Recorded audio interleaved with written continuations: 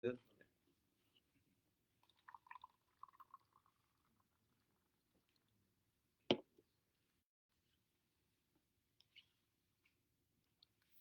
Okay, good evening, everyone, and welcome back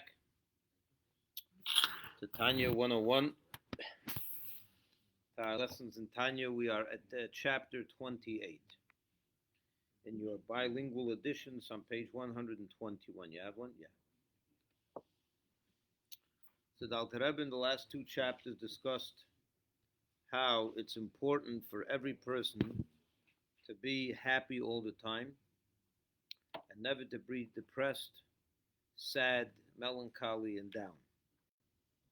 And even if there are legitimate reasons for which a person finds himself or herself depressed, for example, matters of the physical world that are difficult on you, you don't have health, you have other troubles, and those are real problems and brings you down. So the Alter Rebbe, chapter 26, explained explained how a person can overcome that and not be sad.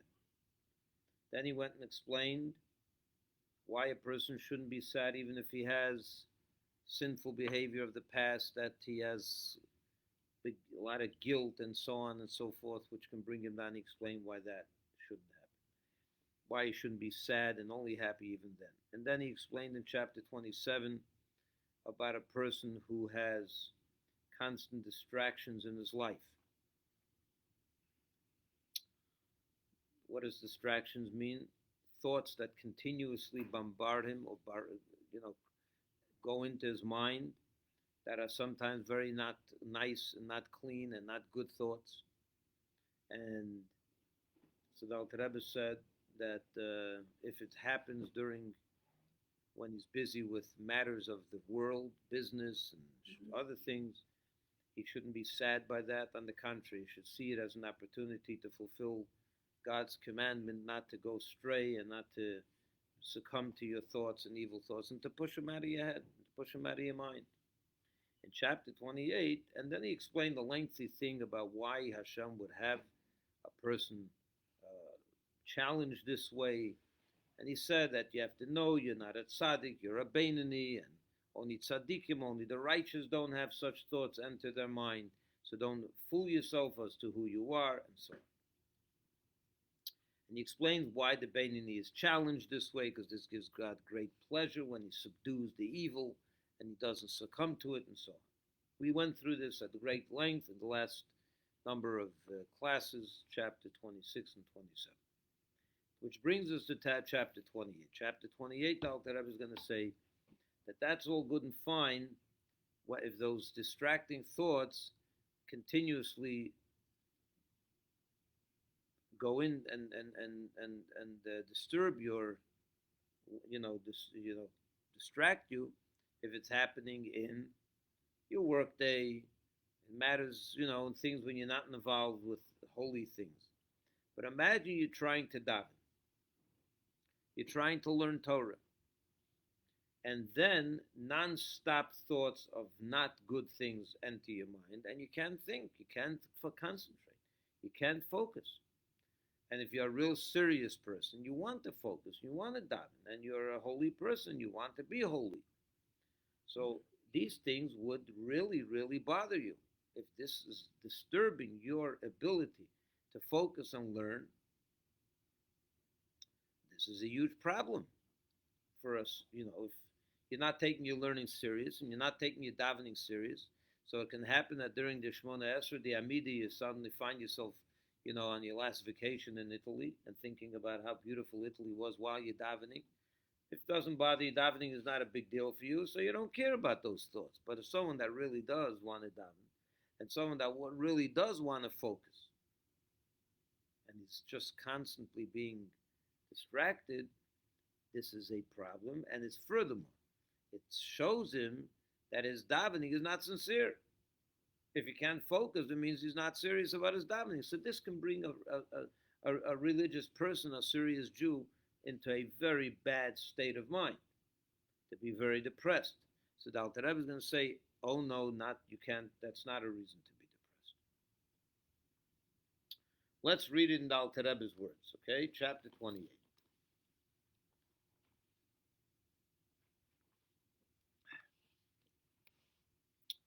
Even if there occur to him lustful imaginations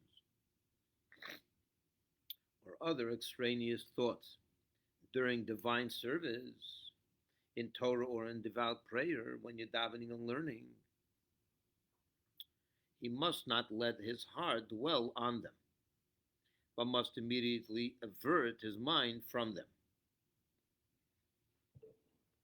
You see, in this case, you can't say God's giving him an opportunity to fulfill a mitzvah to push them out and not follow the what do you call it? Your mind and your eyes and your heart, right? Because that's good if it's happening out when you're not involved with holy things. But when you're involved in the holy things, you want to be able to do them properly. So the fact that these thoughts are going into your mind, is a terrible thing, which could cause a person real sadness and, to be down, to be upset, to be saddened by this.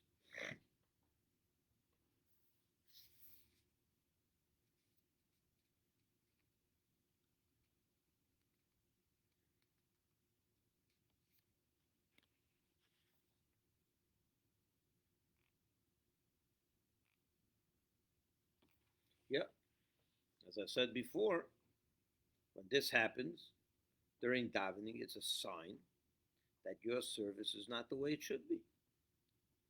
You're not totally into it.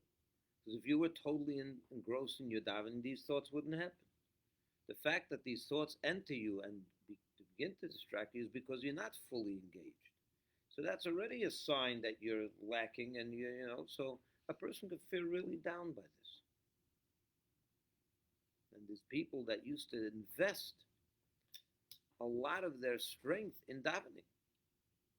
The Ur Hasidim, they used to daven 4 or 5 hours a day. Or certainly on a Shabbos, they would spend the morning and until the mid-afternoon davening. When I was growing up in yeshiva, I had a mentor that davened from 8 o'clock in the morning, or even earlier, from 7 o'clock in the morning. He started preparing for davening, and he would get done 3 o'clock in the afternoon. Every Shabbos.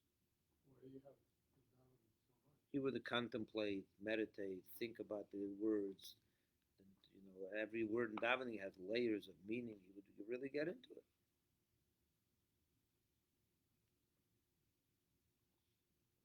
This was a very pious Jew, whose name is Rabbi Yisroel Spalter. I remember him well. He's still alive. And he used to daven. So imagine he's davening and putting his whole heart and soul into it, and he can't every 5 minutes another thought goes into his mind. Where does that put him? It makes his whole spiritual enterprise, or the whole project of davening that he's so into, meaningless, totally unaccomplished. So it's a real problem for such people. So what did Alter Rebbe say to such a person?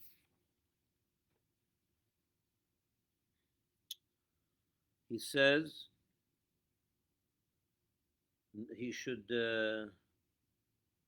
he must not let his heart dwell on them, but must immediately avert his mind from them. And he's going to explain why it shouldn't be. It's no sign that your davening is not good. He's going to get to that soon. But now he's going to go and not divert, but focus on a very interesting topic.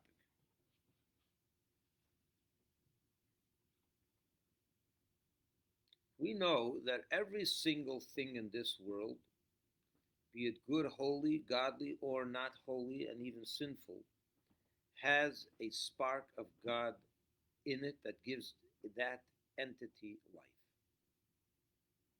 Every thought has a spark of God in it that gives it life. So, for example, there's a thought that you're now very angry at someone, or it's a lustful thought, or whatever thought it is. That's a reality in your mind. that exists in your mind. And if it exists, it's because there's a spark of godliness making it and giving it existence. Okay? Now, some might think that maybe, now, before we go further, what do I mean by that? How could a sinful thing have a godly spark in it? A sinful act, a sinful thought, a sinful word, how could that have a godly spark in it? It's very antithesis of godliness. So the answer is like this. Let's take a sinful act. Give me an example of a sinful act. Someone steals. Good. Someone is stealing. He goes into a Publix and he takes off the shelf a bottle of mayonnaise, a jar of mayonnaise, and puts it in his, when no one's looking. He or she puts it into her bag and slips out of the store and no one pays attention. Got out. That's a crime. It's a sin. It's a terrible thing. Why is this person doing that? Where is that coming from? Let's go back to the origin of that act. Every single person, or better said, every single act, thought, word that you utter, think, or do, originates in your soul's 7 emotional attributes. Just like in the creation of the world. God created the world in how many days? 7 days. We're told that God created the world with the 7 emotional attributes of God. The first day was chesed, kindness or love. The second day was gevura, which means more strict, discipline and fear. Or the third day was tiferes, and so on, every day. There are 7 emotional attributes, and the 7 days correspond to those 7 emotional attributes, and everything in the world. There's nothing in the world that doesn't originate in one of those 7 attributes or a combination of them. Rabbi, Hashem created in one in 6 days. And then Shabbos, right? Shabbos wasn't created. Correct. 6 days, and then the 7 days Malchus. Okay, good point. But the point is that even Shabbos was rest. The God made rest on Shabbos. So that comes from Malchus. Let's not get into the details right now, but suffice it to say that entire world, everything that's in it, from the galaxies to everything, comes from those 7 attributes. And it's the same thing in the human experience. Every single deed, every single word, every single thought comes from those 7 emotional attributes of your soul. So, for example, let's take the person that went to steal from Publix, a jar of mayonnaise. Why did that person do this? Because they like mayonnaise. And they don't want to spend $2.50 on a jar of mayonnaise or whatever it costs. They'd rather have that $2.50 to spend on things that they like. So they're not going to give it to Publix. They'd rather steal from Publix. If they're not, they're such kind of people. But where does it originate from? The desire for mayonnaise. What is desire? You have within you desire, right? You desire mayonnaise, right? It's the animalistic soul. Yeah, the animalistic 7 emotions of the animalistic soul. Correct.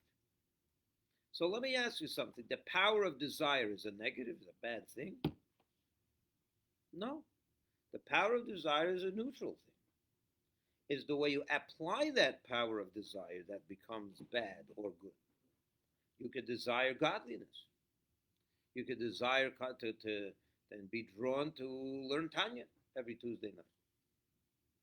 Or to learn whatever, to desire good things. The power of desire is not a bad thing. The problem is that you are using that power of desire in a negative end. Right?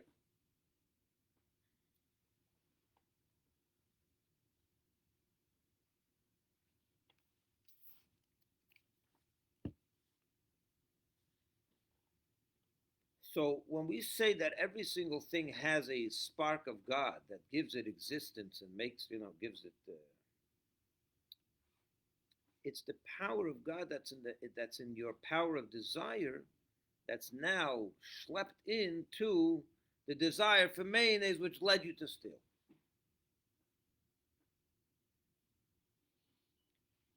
So when you have, that's an example of someone stealing. How about when you are sitting and davening and trying to focus, and a thought enters your mind that is not a good one? What's the thought? Also, let's say the thought is about, I'm going to go now, I'd like to go on a trip with my wife on a cruise to the Caribbean. You start thinking about the cruise now, the shows and everything. While you're reading the words of davening, you're traveling to the Caribbean. You're already there. You're thinking about it and how exciting it's going to be. And I'm going to take my family, we're going to see shows, and it's going to be this and that. You saw the brochure, and you're getting carried away. And before you know it, they're holding by the Amida. You were in the Caribbean for the last 15 minutes. That's a thought. Where did that thought come from? Your heart. Where does it originate from? Your desire. The desire for a nice cruise. Okay. Well, let's take another thought. You want to really hurt this guy that damaged your business. Someone damaged you and they hurt your efforts and he destroyed your business. You're davening, and this comes to your mind that I have to get back at that guy, and I'm angry at that guy, right? And you're really cunning and scheming. Well, how do I get back at this guy? So that's a thought. You didn't do anything yet. It's just a thought. And this is happening while you're davening or learning, and this enters your mind. Where does that come from? If you went to its origin, it's not a desire. On the contrary, it's hate. It comes from gvura. The first one comes from chesed, with desires, comes from love. You love something, that's chesed. This case, you want to hurt him, you hate him, you're upset at him, you're angry at him, that comes from gvura, from the second emotion. But they all come from those 7 emotions, yeah? It's in those emotions that God's spark of godliness is there. Now, it's implying itself, that power of desire, that power of discipline, or that hate, that gevura is now, it could be gevura in a good way. Fear of God, right? Gevura is associated with fear, or that's all part of gevura. So that power of gevura could be directed in a very positive end. But in your case, it's being directed in a negative. Hate, thinking about that person, how he hates you, hate him, and So now a thought like that enters your mind. You know what happens? You may think to yourself, why did Hashem put that thought into my mind? Maybe it's because that thought, which includes within it a spark of God, that spark now wants to be redeemed. It's a spark of godliness that needs to be redeemed. It can't be stuck in a negative thought and in a negative desire. It has to be elevated. It has to be taken out of the negative and brought back to the positive. So what would you do if this happens to me? I'm sitting in davening, and I have a thought about a desire to go to the Caribbean. It's a negative desire. It's coming from where? Middle of davening is coming a desire to go to do something that's not holy. I don't need it. Whatever you name. So while that thought is there, there's a spark of God in it. You may think to yourself, you know what? Maybe God is putting that thought into me in order for me to elevate that spark. How? While I'm thinking about the desire for the Caribbean, I'll divert it to be a desire for God. And that way I'll elevate the spark, right? So in my davening, I'll try, while I'm davening, and this happens to me, I'll put my effort, instead of thinking about the Caribbean, to think about, to try to elevate the spark that's in that desire, to divert it to something desirable in godliness, yeah? Dr. Rebbe says, don't go there. Don't try to do that. Don't. There's only one thing you have to do. Chase the thought out of your mind. Period. Get back to the words in your davening. Don't think about elevating sparks at that moment. This thought came into my mind because this godly spark wants to be elevated, and there's no other way, so it creeps into my head with the hope that I'll elevate it by turning it to a desire that's good. No. There's only one thing you should do. Push it out of your head with two hands and get back to the text that you're davening or learning and get focused again. Why? Why can't we engage in elevating those godly sparks that are in those negative desires and thoughts and things? The Alter Rebbe is going to explain. He says like this. It's very interesting. He says only tzaddikim can do that. Only a righteous tzaddik can do that. The tzaddik from the Tanya, that is. A real tzaddik. Why? Because when a tzaddik has a thought for a desire for the Caribbean, is that his thought? Is that the tzaddik's thought? Well, let's analyze that a minute. Where do thoughts come from? Could you ever have a desire to play with a doll when you're 35, 40, 50 years old? Do you want to play with dolls when you're 50 and 60? No, right? Do you have any desire for playing with dolls when you're 60? I hope not, right? Yeah, okay. And therefore, is it possible that you should have the thought of having a desire? Is it if you don't have such a natural instinct, could the thought enter your mind? Where do I get a doll right now? I need a doll. I want a doll. It won't happen, right? If you don't have if you're not inclined to such desires, those desires don't exist within your psyche, you're not going to have a thought like that either. It's just not part of your reality. Correct? Let's analyze the tzaddik. What is the tzaddik? The tzaddik has no desires for anything that's ungodly. Period. We learned that already. He has no desire for anything ungodly. So now suddenly, 1 second, he's davening, and the desire for Italy comes into his head. Where is that coming from? Certainly ain't coming from him. It must be someone else's thought. Someone else's desire fell into his head. That's for a reason. The reason is because only the tzaddik can elevate that spark. The tzaddik should engage in taking that desire and diverting it to desire for godliness, which is the tzaddik's world. This is the tzaddik's domain. So this thought, if it goes into my head, I enjoy Italy. I enjoy touring and enjoying life. So there's chances are that I ain't going to elevate it. I'm going to just think about how to get to Italy. That's what I want, right? So if it comes into my head, it's not going to find elevation. So what does it do? This thought ends up in the tzaddik's head. He can elevate it. When I say the thought, I mean the spark of godliness, the godliness within that thought. So it puts itself into the head of the tzaddik, which doesn't come from his heart, because he has no heart for those things. Just like you, that if you have a desire suddenly for a doll, it's not coming from your heart. It's someone else's thought that entered your mind. And there's a reason for why someone else's thought would enter your mind, in order to elevate it. So obviously it doesn't work that way with dolls, with me. But a tzaddik, if he has such a foreign thought that enters his head, he knows it's not his. So it's there only to be elevated. So he should engage in elevating because he could. How do you elevate the spark? Why could a tzaddik do it and you can't?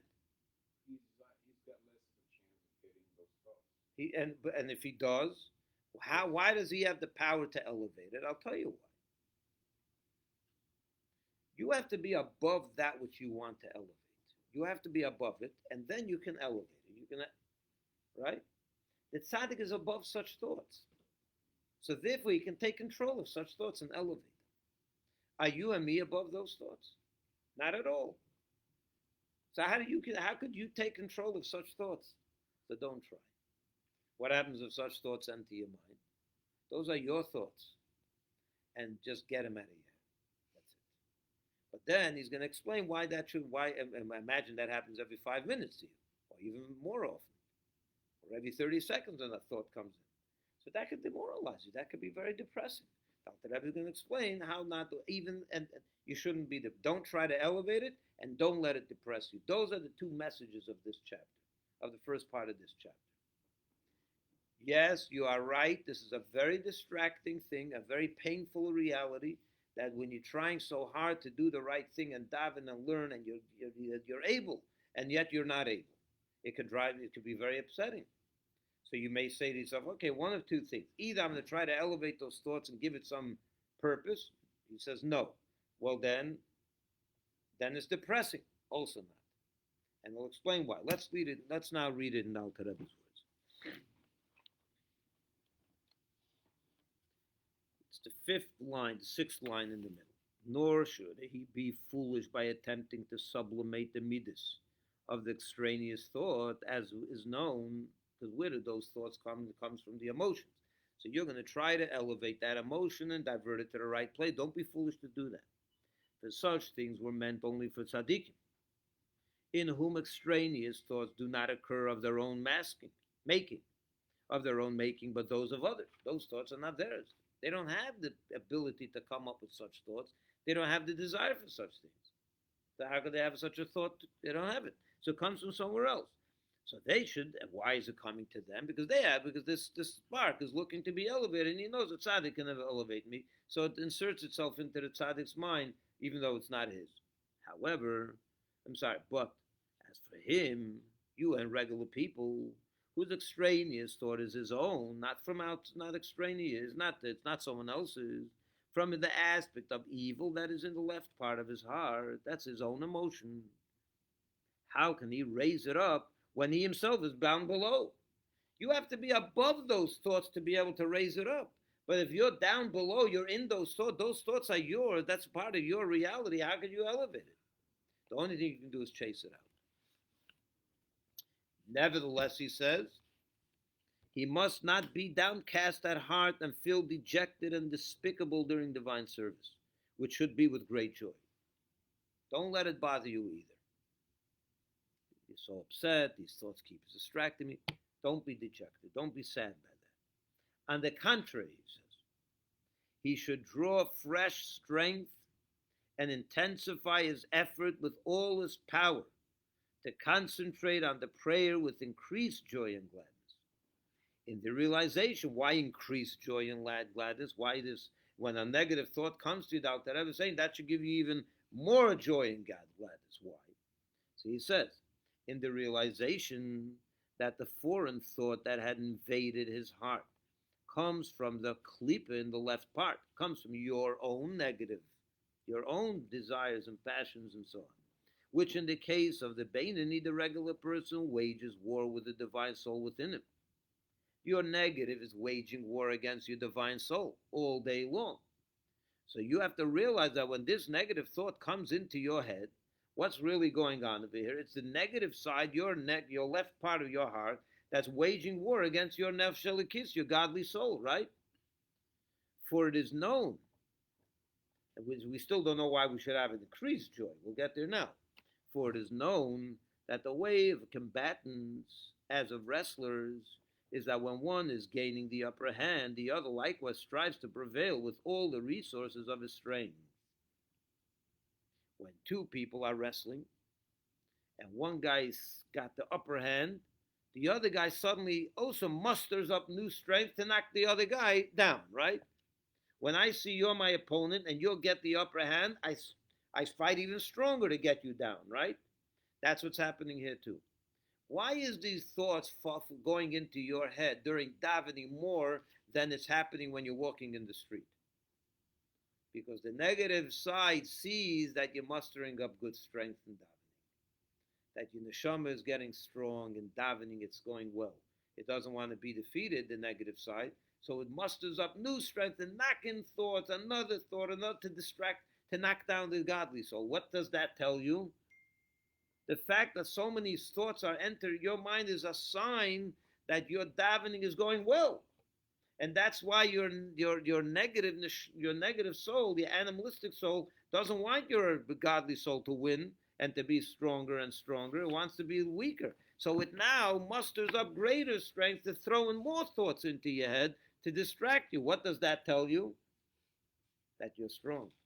That your davening is is pretty successful. Let's read it here. For as is known that the way of combatants, as of wrestlers, is that when one is gaining the upper hand, the other likewise strives to prevail with all the resources of his strength. Therefore, when the divine soul exerts itself and summons its strength for prayer, the klipa, the negative, also gathers strength at such times to confuse her and topple her by means of a foreign thought of its own. And that's why those thoughts keep creeping, crawling into your head, because you're doing a good job davening. This refutes, and therefore you should be even happier. Not depressed, be happy. That's a sign you're doing good. But you have to shoot it out. You have to get it out. You have to just right away push it out of your mind. But don't be depressed that it's going into your mind. I understand that your godly soul is mustering up strength. That's a good sign. And that's why the klipa is bothering you with all these negative thoughts. By the way, and he continues, this refutes the error commonly held by people who mistakenly deduce from the occurrence of the foreign thought that this proves their prayer to be worthless. People make the mistake thinking that if this continuously happens to be, it must mean that my prayer is meaningless, it's totally worthless, I'm not really into it. Because if I was in godliness, how did I all of a sudden want chocolate cake? I'm right in the middle of thinking about a high level spirituality, and suddenly I desire the Caribbean. That means you're not really into holy things. Where are you? You can't be in two places at the same time, right? So if you're thinking about suddenly the Caribbean goes into your mind, it means you're not serious. You're not in the world of godliness. So they think that this is a sign that they're not that davening is worthless. Correct? You can't have two thoughts at the same time, right? You're either here or you're there. So if the thought comes in that you find yourself desiring all kinds of stuff, it means you're not in the spiritual place of davening. This is what they think. But the Alter Rebbe is here to set them right, and that they're wrong. Why? He says something so beautiful. Let's read that again. This refutes the error commonly held by people who mistakenly deduce from the occurrence of the foreign thought that this proves their prayer to be worthless. For if one prayed as is fitting and proper, no foreign thought would have occurred to him. What they say would be true if there were only one single soul. The same that prays as well as thinks and fancies the foreign thoughts. If you had one soul, and that soul has one desire, you can't be in two places at the same time. The real truth out there, and then if you had one soul, and while you're davening, you're suddenly distracted with foreign negative fancies, that's a sign that your davening is really not the way it should be. It means you're not there. Because if you were there wouldn't be another thought coming in. You have one mind, you have one desire, and that desire now for the Caribbean means it's not with God. The real truth, what's the confusion? It sounds like we're saying the opposite thing. On the one hand, if extraneous thoughts are not extraneous thoughts, it's in our case. If the thoughts of the left side of the heart are entering the mind.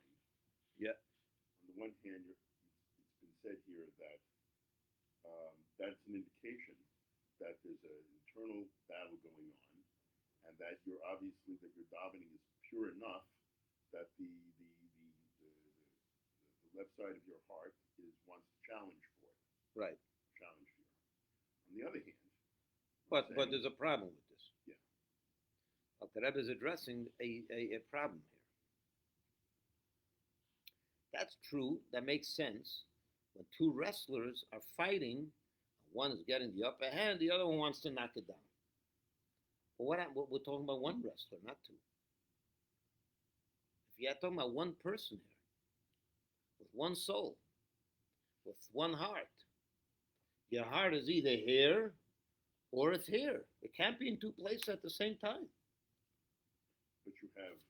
So therefore, he's saying that people have come to the conclusion that if during davening I suddenly want ice cream, it means I don't want God.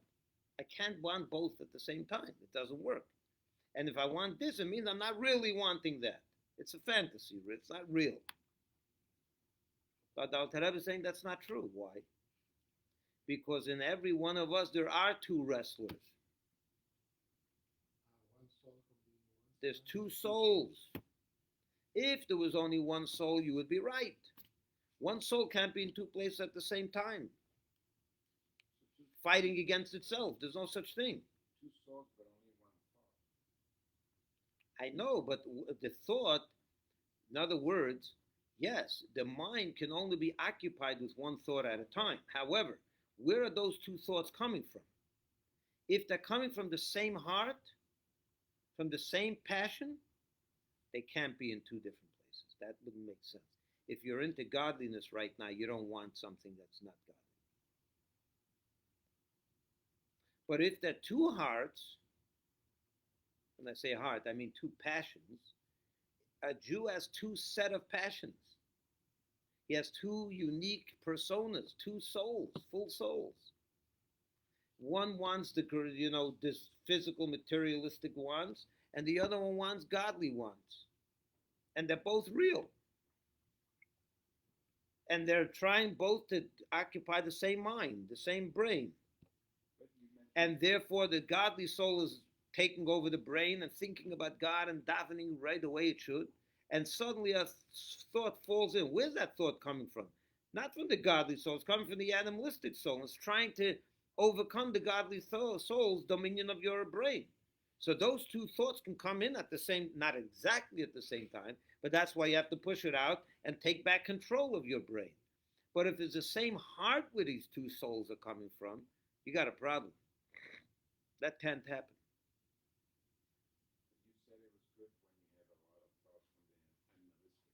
Because we have two souls. That's why. It's a good sign. That means your godly soul is great, strong, and that's why the animalistic soul is trying to muster up new strength. But that's because there's two souls. But if there was only one soul, that wouldn't be true. You get more thoughts from the animalistic soul. Well, they're equally battling. Good for the I don't know if it's more. I'm not sure it's more. Is it more of an indication?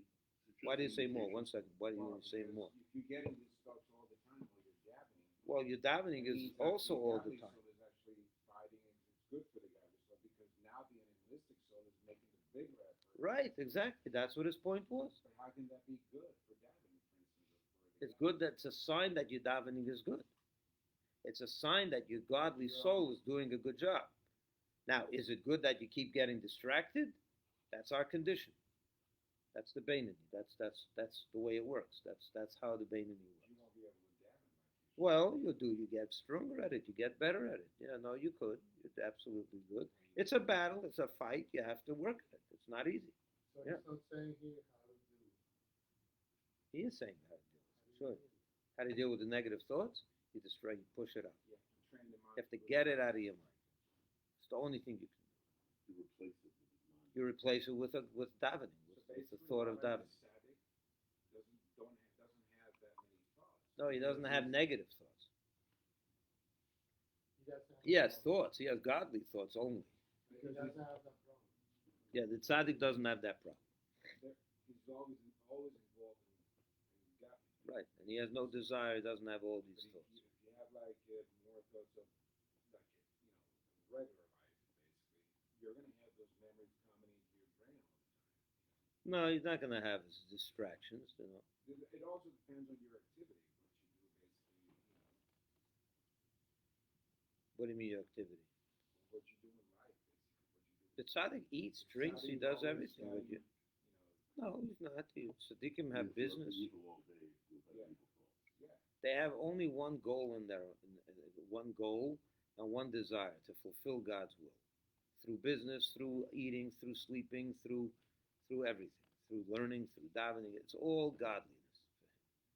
So when he's davening, he's being fully godly. He has no distracting thoughts that say, oh, right now let me have some other negative desire. He doesn't have them. He doesn't have the origin for that. So therefore he wouldn't have the thought for that. That's why I said if he did have a thought, it means it's someone else's. But the Beinoni does. But it's not a sign that your davening is worthless. It really isn't. That would be true if there was only one soul. And I think we need to elaborate on that a little bit. But the good news is we have two souls. And they both could be real at the same time. These are two battling souls, one after one against the other.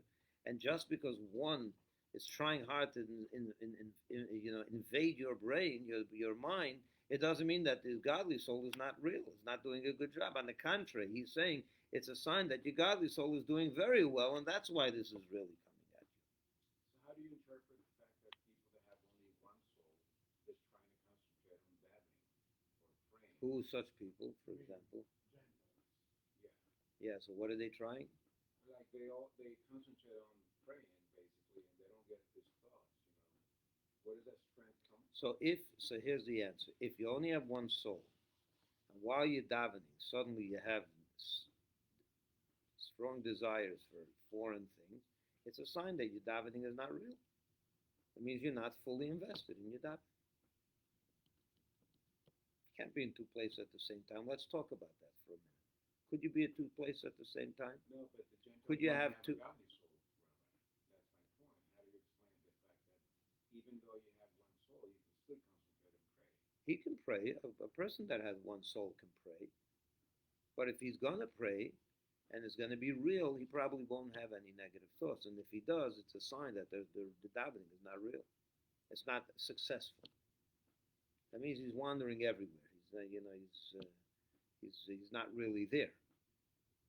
It means that power of davening is that he's not really there. Because if this is you're here or there, one person can either be here or there. Two people can be pulling at the same time in two directions, or two personas, two souls. But one soul can't pull in two directions at the same time, could it? Could one soul pull in two directions at the same time? You either want right now godliness or you want pizza. You can't want both at the same time.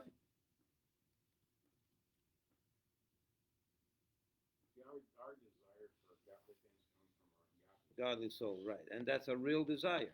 It's not a fake. Right. Where does the desire from Gentiles come from, for the godly things? Yeah, but every human soul has a good side to it. A human soul has the ability to do good things. If you train it well, it will do good things. Human beings could be very good people. Even people that meditate, non-Jews, who work hard on the meditation. They're probably they're probably a little disconnected from worldly desires at some point. There's styles of meditation where you're trying to clear your mind completely so you can cleave to the unity of God. Okay, so they do that. And they also fight. And they'll tell you. Thoughts entering them. Right, exactly. And what is it? And they're trying to train themselves. Yes, but while they're doing it, they're not there yet. Clearly not. So it comes from the root of their heart, basically. It means they're not there. Not from a godly soul. No, it comes from the human soul, which has some good in it too. Yeah. I'll give you an example. When you say it has good in it, what's a human soul? A human soul is is about self-preservation. That's what it really, at the core, that's what it's about. Self-preservation. Happiness. The seeking of happiness. What makes you happy? What makes a person happy? Well, it depends who it is. It depends who it is. Some people get happy when they have drugs. Some people are happy when they have good food. Some people are happy when they have nice, classical, beautiful music.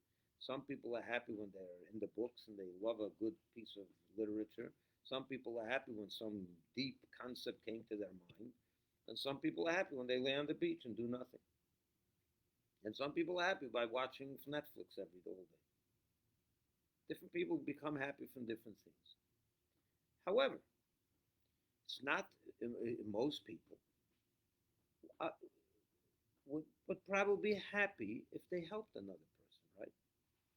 If you help someone else, I think most human beings would find that a source of joy. It makes them happy. So their self-centered desire for happiness and self-preservation wants to motivates them to help another person and do good things in this world because it makes them perfect good people. And they want to be good people. They want to have happiness. They want to have fulfillment. They want to accomplish, to be the best they can be.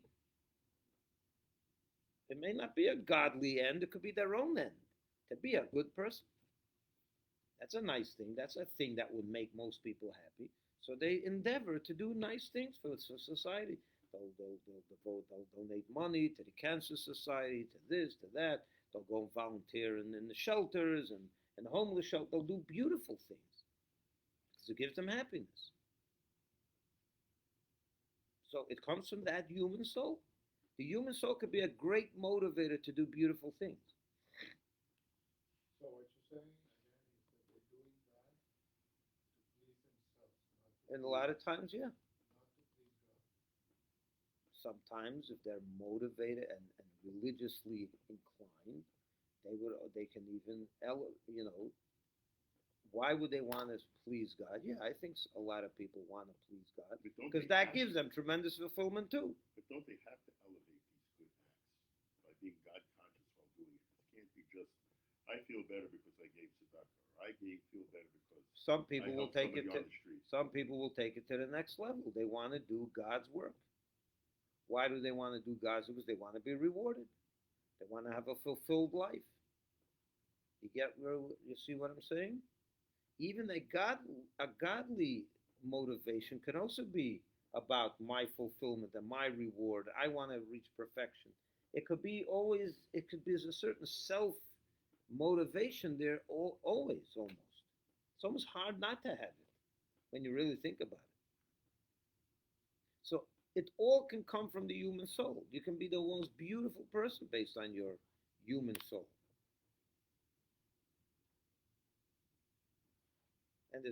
But if you give me the example of a really elevated person who has one soul. Give me an example in the last 100 years of a person that elevated and reached a high level of goodness, kindness, spirituality, and so on. Okay, Mother Teresa. Dalai Lama. I don't know. Okay, fine. Do you think Mother Teresa has desires for ice cream all of a sudden in the middle of her divine worship? Not anymore. Probably she doesn't. Probably not. Not only that, When she reached a level, let's say, of human goodness to that level that made people think she did, I don't know her, but I'll take the word for it. She's either here or there. You can't be in two places. If you reach that level, she probably no longer has much interest in stuff of the selfish stuff. You don't need to have a godly soul for that. No, I didn't say you do. A human soul. I didn't say you do. What I said is that if you have desires for godliness and at the same time you have desires for a cruise in the Caribbean to see, to your own stuff, you have to ask yourself, what's going on? Why do I have? Could this be real? Am I really godly, or am I really, interested in this? I can't be in both worlds. Al Rebbe says, if you have one soul, you're right. If you have two souls, that will happen. That could happen, and they're both real. So The davening is real, and it shouldn't depress you. It's like he had one soul. The tzaddik transformed his negative soul. He transformed. It's a good question. He transformed his human soul to be totally godly. He has two souls that are directed in one direction. He merged. Merge, maybe you can say merge, where he has two forces that are merged together towards one goal. And for all practical purposes, he has one soul. No, it's two souls that are working towards the same goal.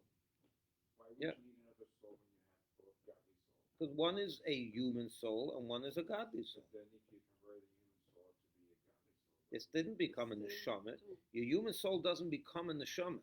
It becomes a force of godly, a force of good, total godly orientation. Person passes away, has the tzaddik passes away, has two godly souls. What happens to the godly soul? Which one? Say that again. Only one neshama. He has one godly soul. He has one godly soul. Converts the other one into a No, godly soul. He converts the other one to be no longer self-centered. It becomes God-centered 100%. It's not God. Still It's not a piece of God. It's a piece of human. It's a piece of The truth is that Taka does become elevated. It does become elevated, but not quite to the level of the neshama. Obviously, it doesn't become a neshama. We'll see in chapter 29, the next chapter, he's going to talk about the difference between the tzaddik human soul and the Beinoni's human soul. So, but again, We'll talk about that. It's very interesting. Any difference here? I mean, you started chapter saying that this is a different situation than the previous situation because you are doing something, trying to do something Godly. So if you're having negative thoughts, that could be a real sign that you're. The same recipe as the others. Yeah, if negative thoughts that enter your mind have to be chased away. The same way. Say 100%. So what's different in this chapter? No, the difference is that over there I can understand why I shouldn't be depressed. Over here I don't. Over there you told me that if your negative thought enters you while you're in your business and a lustful thought goes in, be happy. God gave you an opportunity to do a mitzvah. Over here, but I'm in the middle of doing a mitzvah and God has given me an opportunity for another mitzvah. I want to do this mitzvah good. Why do you don't give me opportunities to do a mitzvah while I'm engaged in a mitzvah. To ruin this mitzvah to do another mitzvah, that sounds unreasonable. Okay. However, no. So the Rebbe is saying it's not, Hashem is not doing it to give you a mitzvah. It's not there to give you a new mitzvah. Because you're doing this mitzvah so well, this power within you, which is the human soul, feels like it's losing ground. So it picks itself up and pounds you on your head to knock in new thoughts into your mind. Don't get lost in that. Don't get distracted. Don't get intimidated by it. Continue fighting it. Throw it out of your mind. And don't be depressed over it because on the contrary, it's a sign you're doing incredible. Okay, so basically what he does is explain what that happened. He explains why that's happening, and therefore you shouldn't be depressed. The explanation that he gave in chapter 27, why negative thoughts enter you while you're in business, doesn't work over here. You understand what I'm saying? Over there, you're engaged in mundane matters. So a thought goes in. Be happy. You have another opportunity to do a mitzvah. But over here, I'm doing a mitzvah. I'm trying to daven. I don't want to have an opportunity to do another mitzvah by distracting thoughts when I'm doing a holy thing. Let me get through this holy. I want this to be real. And yet it's not. So the Rebbe says it is. Not only is it real, it's even more real than you think. But you're still doing the mitzvah. You're doing two Yes, you're doing two mitzvahs, right. But it's not that stuff. The point is, for me, it would be no source of joy while I'm doing a mitzvah and a thought goes in, so I should be able to do another mitzvah. That's not a source of joy for me. It's on the contrary. It means that, in other words, I don't need another mitzvah right now. I'm already in a mitzvah. But it happened. I know what happened, but there can't be for that. That's not going to make me happy. That, oh, look at this. I have another opportunity for another mitzvah. In other words, I'm taking away from this mitzvah to do another mitzvah. I don't need that. I want to do this mitzvah properly. So why? I'm going to be happy that that a thought took me away from this mitzvah to another mitzvah. That doesn't make any sense. So the Alter Rebbe has to give you another reason. Why is this happening? It's happening because you're doing this mitzvah incredibly well. And that's why this is trying to knock you down. Because it's starting to feel like it's losing ground. So you're thinking that you're in trouble and you're a nobody and you're a no goodnik. The proof is that so many negative thoughts come into your mind while you're trying to daven. The Alter Rebbe is saying, no, on the contrary. You're doing incredibly well. And that's why these thoughts are going in. Because your adversary is trying to knock you down. Because you're so high up. It's like an engineering thing, okay? Huh? You're in one What? state. It's easy to understand. Yeah. Right. So you're in one state. In business, you're in a state, that's one state. And in that state, you get a bad thought. And you want to drive that thought out of your head. When you're praying, you're in a different state. You're in a state where you're already engaging in a mitzvah, ongoing. It's a different state. So, you went from liquid to ice, right? You're in a different state. And now, you get a bad thought in your head. You still have to reject it, but it's an indication that you're doing well because the left side of your heart is attacking you. Correct. So what he's trying to do is give you the explanation and motivation how to defeat that thought. Correct? Right. And then you should feel better about it, not feel like you're messed up. And that shouldn't be sad. But that all comes from the spark. thought away. You don't have to push the thought away in either case. What if you don't really have that desire and that spark to push it away, Rabbi? What? What happens? What? The time that pushes the thought away comes from the spark of the godly soul, basically. If you don't have the spark, I mean, Well, you have a you don't godly have the soul. desires, I mean, You don't have desire for what? push the thought away. Then you have to. You have to. Yeah, that's otherwise you're going to lose the battle. But that's not a reason to make you depressed. That's what he's trying to say. It's not there to make you give another mitzvah. That's not going to make you happy. In the case of 27, he said, "Why are you being depressed? You have an opportunity for a mitzvah." Over here, that's not going to make me happy. I'm already in a mitzvah. I'm doing a mitzvah. Don't give me another mitzvah to distract me from this mitzvah. That's not going to make you happy. So what is really going on over here? So what should make me happy? Oh, what should make you happy is the knowledge that the mitzvah you're engaged in, which is davening or learning, is really, really is really successful. And that's why this guy, look what Alter Rebbe says it. The real truth. You say tachton because you have sins. But you did a sin 2 hours ago before you daven. Let's see what he says over here.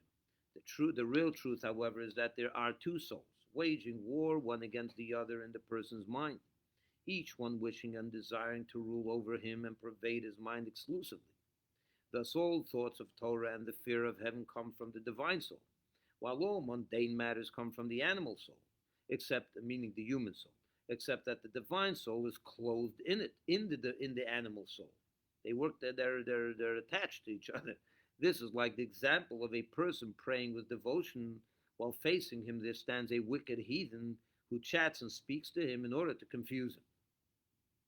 Surely, the thing to do in such a case would be not to answer him good or evil, but rather to pretend to be deaf without hearing, and to comply with the verse, "Answer not a fool according to his folly, lest thou also be like unto him." Similarly, he must answer nothing nor engage in any argument and counter-argument with the foreign thought, for he who wrestles with a filthy person is bound to become soiled himself. That's a good line. If you're going to wrestle with a muddy guy, you're going to get mud on yourself. Don't wrestle with him. Just disregard him. Push the thought out, and that's it. Rather, should he adopt an attitude as if he neither knows nor hears the thought that have befallen him. He must remove them from his mind and strengthen still more the power of his concentration. Get into davening even more. Concentrate even harder. However, if he finds it hard to dismiss them from his mind because they distract his mind with great intensity, then he should humble his spirit before God and supplicate him in his thought to have compassion upon him in his abundant mercies, as a father who takes pity on his children who stem from his brain. So may the Lord have pity on his soul, which is derived from him. The soul is derived from Hashem, who is blessed, and deliver it from the turbulent waters. For his sake he will do it, for verily his people is a part of the Lord.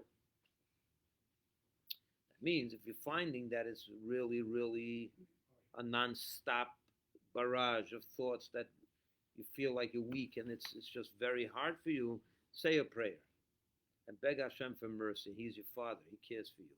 And he doesn't even care for you. He cares for himself. Your neshama is a part of him. So he's going to do it for his sake. But he wants you to pray. So there's no reason to be dejected. On the contrary, it's a sign your davening is strong. Question. And by the way, I got this from your cousin on Shabbos, which was very interesting, by the way. And he mentioned there's a third soul, which is the intellectual soul. Alter Rebbe, the Tzemach Tzedek, the grandson of Alter Rebbe says that. What do I think? Who am I to think? Once the Tzemach Tzedek says it's there, it's there. Why do we want to believe in it? 2 souls or 3 souls? No, so he said. The emes is You get one that Shabbat, it's, right? we had it on Shabbos. He was here. Don't we get a third soul in Shabbat? No, he's not talking about that. He's talking about it always. Who decides? You have 2 souls Oh, fighting. And so who's the third? So that Tzemach Tzedek says that the third soul is the Nefesh HaMaskeles, the intellectual soul. But in Chassidus, it's explained that he considered it a soul, but it's not a full-fledged soul. And that's why the Alter Rebbe doesn't divide it into 3. It's really 2 full souls. Related to a board or No. So So who is the godly souls that get some strength to defeat the animal souls? The godly soul has strength, yeah. So there's no intellectual soul. He calls it a nefesh hamaskal, but it's not a full-fledged soul like So we're it's describing. Part of the godly soul. Part of the godly soul. But this is because the mind directs the heart. And part of the what? Because the mind directs the heart. No, it's part of both souls. I think it's part of both souls. The intellectual soul. I think the intellectual stands in the middle somehow. There's some kind of an objective, It's like the judge. the judge, exactly.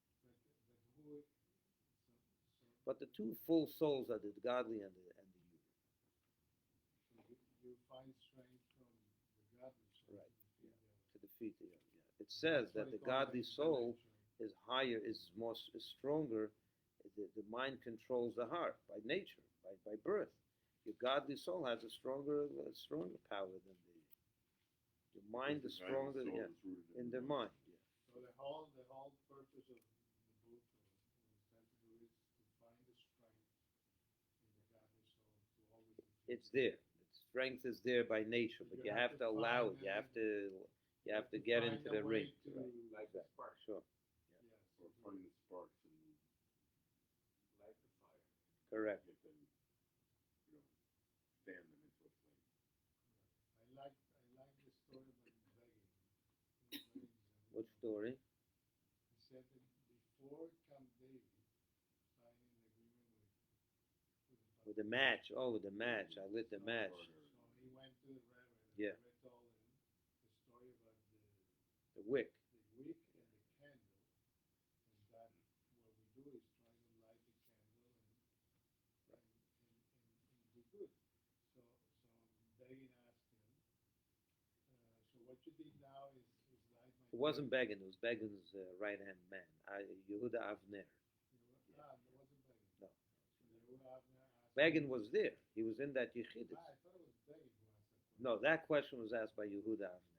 He asked him, so Rebbe, did you light my candle? Yes, he says, I gave And you he a said, match. no, I gave you the match.